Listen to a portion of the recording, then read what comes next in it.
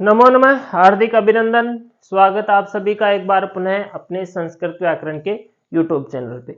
और आज की क्लास में हम पढ़ेंगे नपुंसक लिंग के अंदर काम में आने वाला एक महत्वपूर्ण सूत्र है। ठीक है, काफी सारे शब्दों में ये काम में आने वाला है, आगे आने वाले शब्द रूपों में, और बहुत ही अच्छा सूत्र है और बहुत ही महत्वपूर्ण सूत्र है। ठीक है, इसे जानना बहुत ही आवश्यक है। सूत्र का जो नाम है अपना वो है इको अचि विभक्तो। ठीक है, इको अचि विभक्तो। जब हम इस सूत्र का यहाँ पर पदच्छेद करते हैं, पोस्टमार्टम करते हैं, तो कई सारे आंतड़ियां इसमें से बाहर निकलती है। सबसे पहले तो निकलती है इकह, और फिर निकलती है अचि, और फिर विभक्तो। ठीक है, तीन शब्द है इस सूत्र के अंदर, इक, अचि और विभक्तो। अगर हम यहाँ पे बात करें तीनों शब्दों की, एक है इक, दूसरा है अचि, इको अचि, इक और अचि को मिलाकर के इको अचि बनाया गया है, और फिर है विभक्तो। ठीक है, विभक्तो। तो यहाँ पे सबसे पहले इक की अगर हम यहाँ पे बात करें, इक क्या चीज है? इक एक इक और अच दोनों ही यहाँ पे प्रत्याहार है। इक जो है वो है ई, उ, री और री। ठीक है, इसमें चार अक्षर यहाँ पे आते हैं, ई, उ, री, री। ठीक है, अचि, अचि यानी सारे स्वर, सभी स्वर, और विभक्ति, विभक्ति यानी सुप और तिंग प्रत्यय। विभक्ति संज्ञा किसकी होती है? सुप और तिंग प्रत्ययों की विभक्ति संज्ञा होती है। तो विभक्ति का मतलब ये हो गया कि सुप और तिंग। ठीक है, इक, अचि, विभक्तो, ये इस सूत्र का पदच्छेद है। इक का मतलब ई, उ, रील, री, अचि का मतलब स्वर, और सुप और तिंग, विभक्ति का मतलब सुप और तिंग। ठीक है, अब इस सूत्र को हम यहाँ पे अच्छे से समझ लेते हैं, ये कहना क्या चाहता है। सबसे पहले यहाँ पे लिखा हुआ इक अंतस्य, इक से बनाया है यहाँ पे इक अंतन से, है ना। इक अंत वाले क्लीबस से यानी नपुंसक, इक अंत वाले नपुंसक शब्दों में नुम, नुम यानी नुम का आगम, नुम का आगम होगा। किसका आगम होगा? यहाँ पे नुम का आगम होगा। ऐसे शब्द जिनके अंत में जैसे कि ई हो, जैसे कि वारी, ये शब्द इकारांत शब्द है, तो यहां पर ये नुम का आगम करेगा। कहां कहां करेगा अभी ये आगे थोड़ी सी डिटेल में बताएगा कहां कहां करना है। जैसे उकारांत शब्द है, जैसे कि उकारांत शब्द अपने मधु है, मधु शब्द उकारांत शब्द है, तो यहां पर भी ये नुम का आगम करेगा। और ऐसे रिकारांत, लिकारांत और शब्दों में भी ये अगर नपुंसक लिंग के अंदर होते हैं तो वहां पर ये नुम का आगम करता है। अब ये कहां करता है? अचि विभक्तों, अच आदि विभक्तियों में, ऐसी विभक्तियां जिनके शुरुओं में अच आदि होता है, जिन जो अच से शुरू होती है ना, ऐसी विभक्तियों में ये नुम का आगम करता है।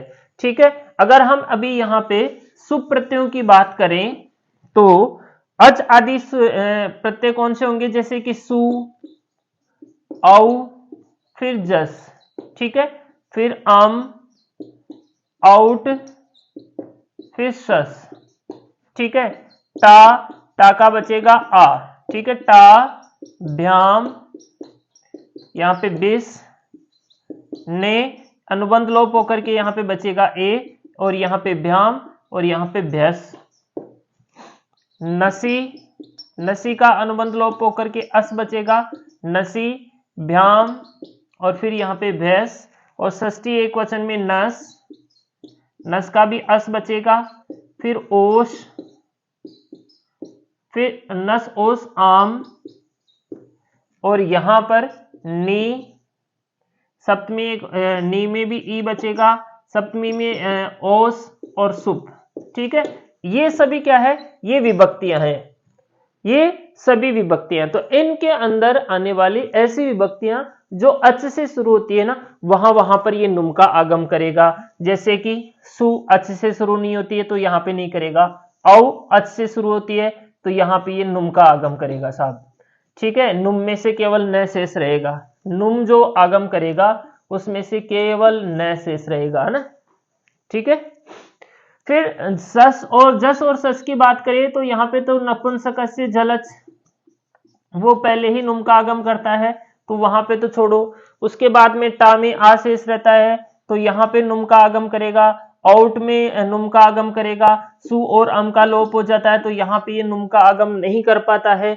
ने में नुम का आगम करेगा, नसी में नुम का आगम करेगा, नस में, नी में, ओस में, आम में, इन सभी जगह पर ये नुम का आगम करेगा। और इस वजह से इनके जो शब्द रूप चलेंगे ना, ऐसे चलेंगे जैसे यहाँ पे लोप हो चुका है, तो वारी, वारिणी, वारिणी, वारी, वारिणी, वारिणी, वारीना।